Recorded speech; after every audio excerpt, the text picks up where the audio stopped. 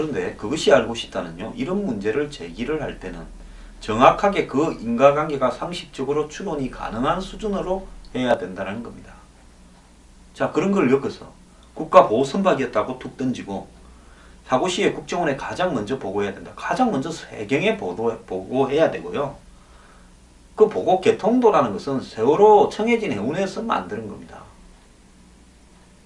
배가 사고 나면 어디에 먼저 보고를 합니까? 불이 나면 119에 하듯이 배가 사고 나면요. 그 배를 담당하는 해경, 구조할 수 있는 해경, 또 해운항만청에 보고를 하겠죠.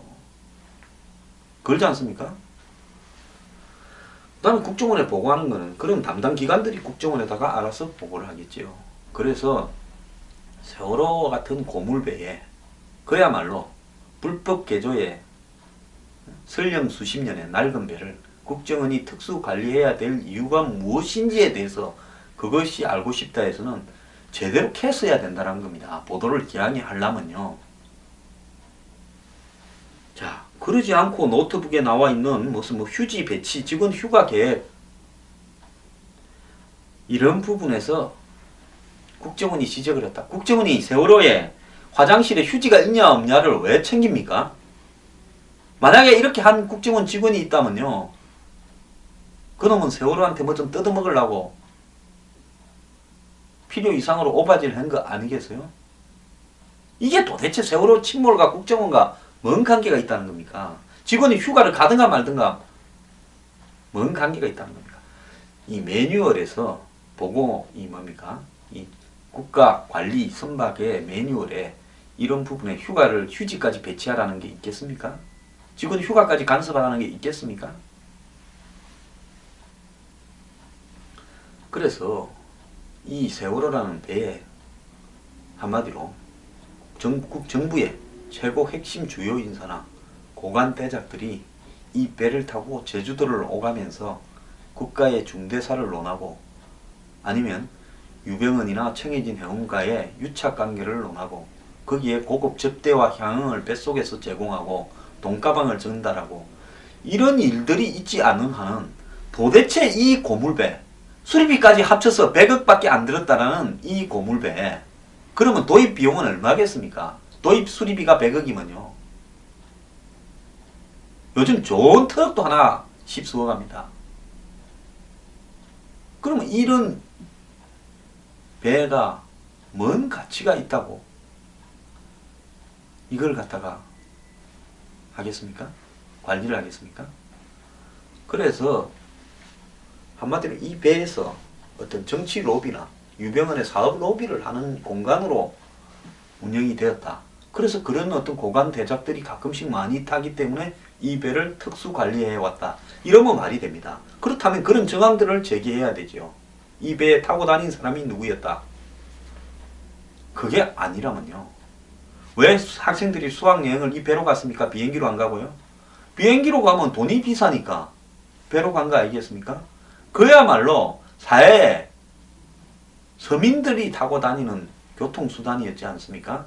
근데 이 서민들이 제주도 갈 때 타고 다니고 그 다음 제주도에 물건 들어갈 때 비싼 물건은 다 비행기로 가죠.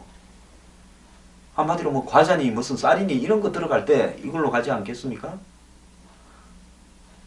그럼 이런 거 들어가는 배가 국정원이 보호하고 관리해야 될 이유가 무엇인지를 좀 이야기를 좀 해봐야 되지 않겠습니까?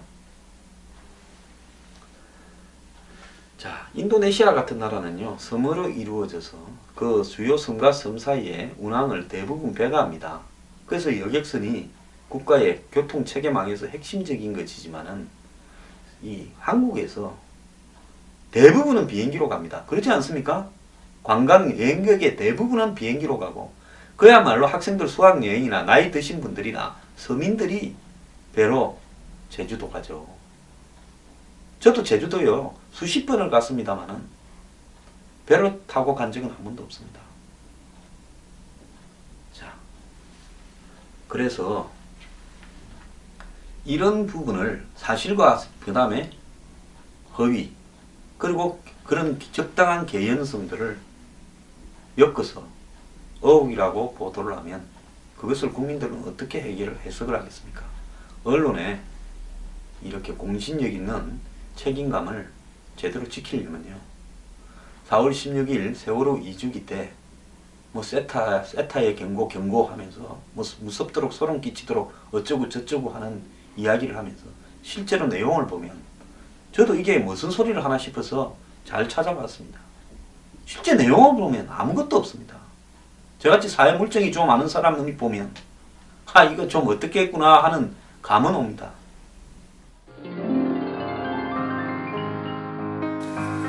뉴스 브리핑은 인터넷 방송을 통하여 한국 사회의 변화와 개혁, 사회 정의, 부패 척결을 추구하기 위한 국민 운동으로서 하고 있습니다.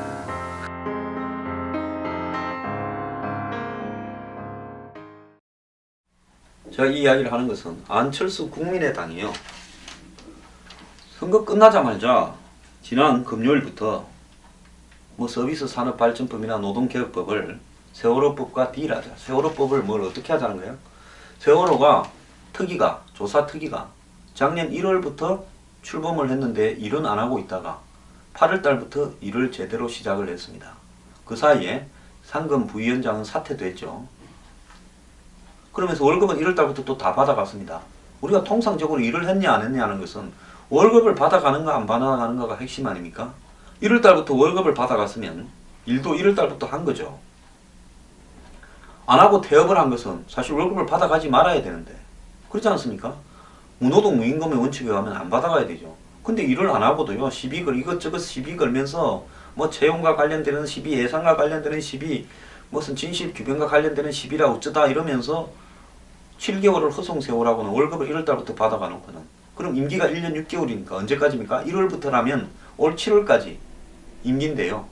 작년 8월에 시작했으니까 그걸 갖다가 그럼 임기가 언제입니까? 그러니까 올 7월이 1년이고 다시 6개월을 더 연장하자. 그러니까 내년 한 1월 달까지 끌고 가자라는 이야기입니다. 그래서 그 임기를 연장하기 위해서 세월호법을 개정해야 된다라는 이야기를 이 국민의당이 던졌고요. 자, 그래서 이 문제에 대해서 더민주당도 가세를 했습니다. 그러면서 주말을 거치면서 세월호법뿐만 아니라 국정교과서를 갖다가 하는 것은 대통령령으로 하는 거니까 이것을 갖다가 이 폐기를 갖다가 법으로서 폐기하자라는 이야기입니다. 그리고 더 나아가서 세월호 특검도 추진하겠다. 이렇게 지금 이야기를 하고 있습니다. 자, 그것뿐만 아니라 테러 방지법 중에서 통신이나 금융 추적 이런 부분과 관련해서 이 독소 조항이 있으니까 이런 부분들도 고치겠다. 그래서 국민의당과 더민주당은 세월호법과 국정교과서 테러 방지법 등에 있어서 공조해서 나아가겠다. 이런 이야기를 지금 하고 있는 겁니다. 자, 선거 중에는 경제가 중요하다, 민생이 중요하다 했는데요. 끝나자마자 국정교과서, 세월호 특조위 시간 연장, 테러 방지법 같은 이념적이고 선동적인 문제에 매몰되고 있습니다. 자, 그러면 월급을 안 받아가고요. 8월 달부터 임기 시작한 거다. 우리 앞에 했던 7개월은 일도 서로 제대로 못했는데 우리는 정부가 협조를 안 해줘서 지연되었지만은 우리는 그냥 그 7개월 월급은 안 받겠다. 지금부터 임기 시작이다고. 작년 7월 달에, 8월 달에 그렇게 정리를 했다면 이런 말이 논리가 맞습니다. 일은 하지 않고 월급은 다 받아가고요.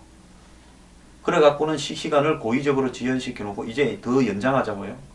그럼 앞으로도 월급을 더 받고 싶어서 일부러 어떤 구실을 잡아서 태업이나 파업을 해버리고는 이만큼 기간 동안 일을 못 했으니까 월급은 받겠다. 그런데 조사 기간은 또 연장하자. 이렇게 나가지 말란 보장이 어디 있습니까? 이것이 말이 됩니까? 자, 저는요, 세월호 가족들에게 당부드립니다. 저는 이런 말을 할 자격이 있다고 생각합니다. 저는 세월호가 가라앉았을 때 가장 먼저 여의도에서 지난 5월 16일 날입니까? 집회를 열었어요. 세월호의 진상 원인을 세월호와 연관된 정관계 고위 인사들 전반에 대해서 하자. 그때 골프채 이야기도 했고 유병헌으로부터 뇌물을 먹은 사람 이야기도 했고 과거에 유병헌 일가에게 주어졌던 특혜에 대해서도 이야기했고 성역처럼 되어진 특정 종파에 대해서 왜 칼을 제대로 대지 못하는가에 대해서도 이야기를 했고 이런 일들이 벌어지게 된 데는 결국은 부패 커넥션에서 기반이 된 특혜와 한마디로 공권력이 접근할 수 없는 그런 어떤 언터치블 된 성혜진 해운이나 유병헌 일가의 상태가 그걸 가져왔다. 그래서 이 모든 것을 다 조사해서 규명해서 처벌하라. 그리고 유병헌이 사고를 친 돈이 나중에 총액이 1조 원이 넘어갈 수도 있으니까 이 부분을 국가가 제대로 환수하라고 누구 못지않게 떠들었던 사람입니다. 여의도에서 그 땡볕에 여러 번 집회를 개최하고 40일 동안 1인 시위부터 시작해서 나중에는 매일 집회를 해왔습니다. 얼굴은 새까맣게 타들었고요. 그 과정에서 수상한 자의 침투에 의해서 시비가 벌어져서 백차를 타고 경찰서에 끌려가게 됐습니다. 그래가 벌금 50만 원을 맞기도 했고 판사한테 공공의 이익을 내 이익하고 아무런 관계도 없는 이익을 위해서 투쟁하다가 누구도 관심을 가지지 않는 일에 대해서 투쟁하다가 그 법적으로 보장된 집회를 방해받는 과정에서 한마디로 폭력을 행사하려는 사람한테 대항하기 위해서 욕 몇 마디 한 것이 내가 유죄를 받을 사유냐 해서 선고유예까지 받았습니다. 판사님이 보셔도요. 제가 정말 황당한 놈이거나 너무 순진한 놈으로 비춰졌겠죠. 이렇기 때문에 제가 이 문제에 대해서 이야기할 자격이 있다고 봅니다. 제 나이쯤 되면요. 노후 걱정하고 제 일신상의 안위를 집중해야죠. 제가 미쳤다고 40일을 온 역량을 집중해서 여의도 길바닥에서 싸웠겠습니까? 그것도 정관계 고위인사들을 걸고요. 그때 지켜서 저는 정치를 그때 깨끗이 포기했습니다. 그 뒤에 제가 프레스센터에서 기자회견까지 해서 대통령께 이 문제에 대해서 제가 전달한 바 있는 리스트에 대한 의혹을 철저히 규명해 달라고 하면서 이긴 것조차도 제대로 안 되는 것이 이게 나라입니까? 이야기한 적이 있어요. 그때 저를 비아냥거리는 인간들이 수도 없이 그런 내용을 떠들어댔습니다. 저는 지금도 대통령께 그대로 말하고 싶습니다. 대통령께서 세월호 사과 기자회견 5월 19일이네요. 5월 19일 날 발표하시면서 우시면서 제가 해오던 이야기를 그대로 말씀하시지 않았습니까? 근데 그 뒤에 지금 한번 보십시오. 애꿎은 선원들이나 애꿎은 세월호의 바지 사장들이나 일부 처벌받고 유대균 가족들 기껏 1, 2년 내지는 아예 깜빵도 안 갔습니다. 그 압수유했다라는 유병헌의 재산들은 전부 선순위로 은행이나 어디 다 잡혀있고 일부 또 매각된 부분은 유병헌 일가가 대산다는 이야기도 있습니다. 자, 정부가 여기에서 받아낸 유병헌 일가의 돈은 과연 얼마입니까? 이제 국민의 생탕 같은 세금으로 유가족들의 보상을 해줘야 되고 사고 수습에 들어갔던 비용을 조달해야 되고 인양 비용을 대야 됩니다. 국민들은 봉입니까? 왜 이렇게 부당한 일이 벌어지고 있는데 정말 아무도 말을 하지 않습니까? 저만 떠들다가 불이익을 받아야 됩니까? 저는 그때요. 여야 공격을 다 했기 때문에 고위층을 그때 저는 정치를 하지 않겠다 마음을 접었습니다. 자, 근데 제가 이런 말을 할 자격이 없습니까? 세월호 국정원 운운하기 전에요. 유가족들이나 야당은 한마디로 세월호와 관련되는 정관계 커넥션을 규명하라고 말이라도 한번 했어야 됩니다. 그리고 세월호의 배 보상 비용이 또 세월호 특조위 운영 비용이 국민의 세금에서 나오는 것은 부당하다. 우리가 그런 돈을 가지고 어떻게 보상을 받겠느냐. 철저하게 이 돈을 사고를 저지른 사람 그리고 유병헌으로부터 뇌물을 처먹은 사람들로부터 받아내야 된다. 이렇게 이야기를 한 번은 했어야 되는 거 아닙니까? 기껏 국정원 의혹이나 제기하면서 내용은 황당한 것을 갖다 붙입니까? 국정원 의혹을 제기하려면요. 인과관계가 논리가 제대로 되도록 해라는 겁니다. 대한민국의 지금 국민들이요. 플라톤의 동굴 속에 우상하고 똑같이요.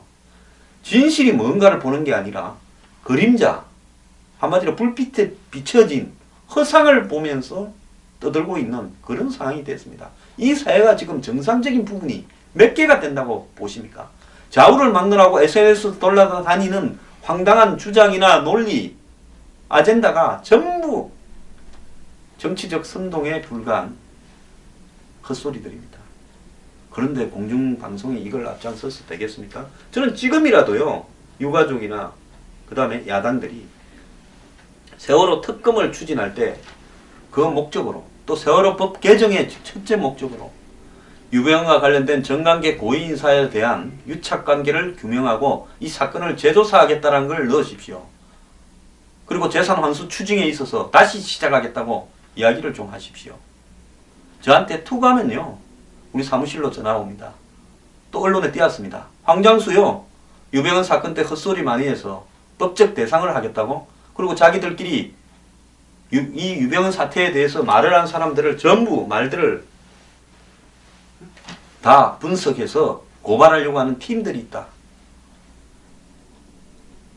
제 이름이 제일 먼저 거론된 패널들 중에 방송에 나오는 유병헌과 관련해서 제일 많이 떠드는 사람들 고소하겠다라고 한 지가 2년이 다 돼갑니다. 아직 고소장 접수됐다 소리 못 들었습니다. 협박으로 입을 막으려고요. 그 뒤에 저한테 벌어진 순환을 한번 보십시오. 방송 출연 정지부터 시작해서 저는 유병헌 문제를 이야기하면서 제 인생은 굉장히 힘들어졌습니다. 제가 언젠가는 이 문제에 대해서 제가 겪었던 일들을 다 이야기를 할 겁니다.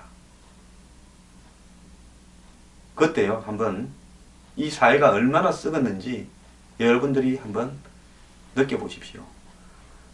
자, 진실을 규명하려면 올바른 데 초점을 갖다 대고 진실을 규명하는 겁니다. 유병헌한테 돈 먹은 사람 중에요, 야당에도 많이 있습니다. 여당에도 많이 있을 겁니다. 지금 현 정권에 있는 고위층에도 많이 있을 수 있어요. 그러면 야당이요, 우리 쪽의 한부부터 시작해서 전부를 도려내겠다고 해야 되는 거 아닙니까? 특검을 하자고 주장을 할 때요. 국정은 어쩌고 저쩌고. 국정원 갔다가 조사하는 것도 필요하면 한다고 봅니다. 국정원이라고 뭐 예외라는 법이 있습니까?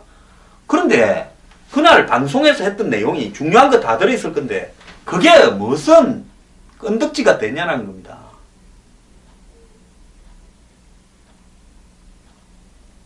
참 이 나라는요, 이제 선거이기니까 또 본색이 나오고 있습니다. 이러면요, 진실은 규명되지 않습니다.